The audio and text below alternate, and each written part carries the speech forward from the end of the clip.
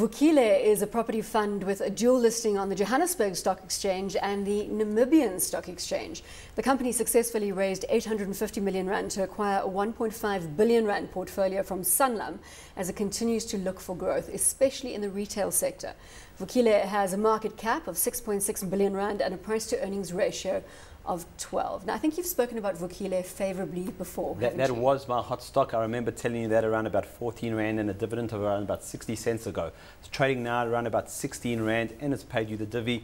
It's run its course, I think. I think the price is very much full.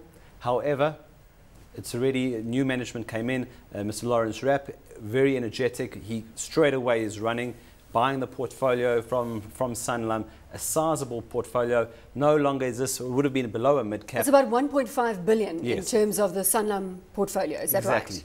So now this was a company that was so small, it already was a target. At one stage, Fortress bought a big chunk of the assets. It really was looking to be another Fountainhead or SA Corporate, which was a target of the other suitors.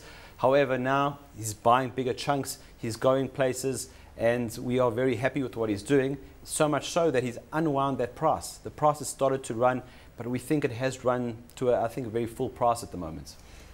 Well, can you add to that great analysis of Vukile? This is the old Gensec property assets, and it's always had historic connections to the Sanlam group. As Evan says, it's now kind of evolved some way down the line. It's not so much in retail. Looking at the list of properties, it seems to be more a conglomeration of head offices and industrial space and other land assets. So that's all good. They've now gone larger into the thing, and what I was referring to earlier, where professional, big institutional asset managers like Sanlam are saying, well, we'd rather give it to these other guys. I'd like Lawrence. I mean, he's an ex-Standard Bank guy. He was, looking for something fresh to do as Standard Bank, we discussed earlier, was busy narrowing down its corporate focus. So he certainly looks as though he's fired up and wants to do stuff here. I guess, as we've discussed, plenty of deals going on in this environment, and a 6.5 billion rand portfolio is quite chunky and bite-sized for some of the other guys. But I think it could move along a little bit. And I suppose there's always scope for asset improvement. They've got that R24 Germiston industrial property asset as well. That looked quite good. Yeah. The big retail focus, is that because their expertise is in that territory, or is that what they deem to be the hotspot? They're very much diversified funds. They've got some great retail assets. To be honest, I prefer their retail assets far over their office stuff. But the truth of the matter, it is a diversified fund. So there are office, commercial, yes, and retail. It's across the board. Do you think they could change that portfolio mix and now more heavily skew to the retail Well, with the element? Sanlam acquisition, they've actually increased their office component, which is not necessarily the best thing.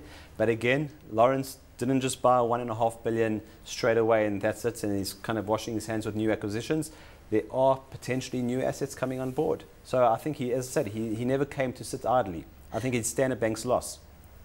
Vukile, hot or not? Yeah, look, it's a fairly small player, but generally we're saying well, that we've just said it's going to work in progress. Jump exactly. with the Sanlam portfolio, that 1.5 billion coming into the fold.